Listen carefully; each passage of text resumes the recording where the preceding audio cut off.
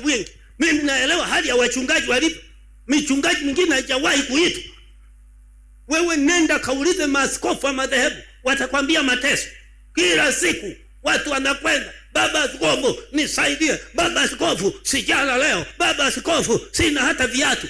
Huna viatu kwa sababu Mungu huna.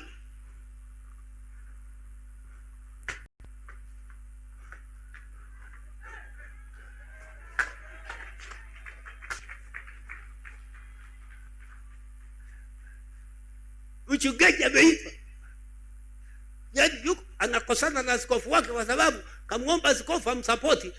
Amesema na askofu naye sina kitu. Sasa wewe askofu Bahiri, wewe una nini? Wewe una nini unambahirisha askofu wako? Wewe una nini?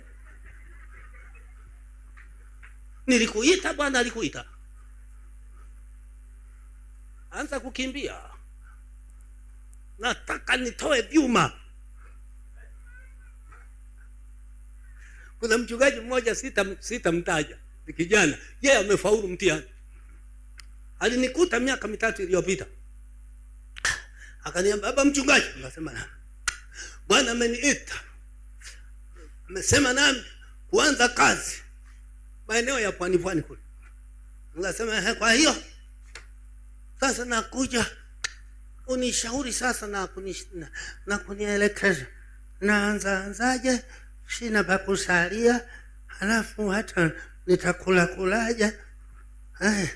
Akaeleza mashaka yake kama waitwaji wa leo walivyo. Nikamwambia sikupi hela wala shilingi, sio kwamba sina. Nenda shambani na mke wako ukaanze kushuhudia mpaka nione watu. Siwezi kumpa hela yangu tapeli mimi. Ni ukatili, lakini sio ukatili. Yesu anapowatuma wanafunzi wake aliwapa mabegi mangapi? Aliwaambia tena msichukue mkoba wala chochote. Halafu kuna watu wapuuzi wataanza kukosoa. Sikiliza wewe, najua ninakoenda wewe.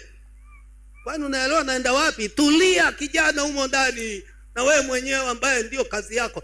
Nikamwambia kijana, hebu nenda.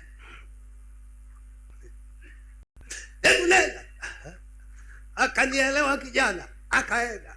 Alipoenda kijana, akaanza kuzunguka. Ndio akaniambia, kijiji kigumu, lakini Bwana ametutia nguvu, ameokoka mmoja. Nikasema vuta soksi mwanaume. Kwani nilimfundisha kufunga?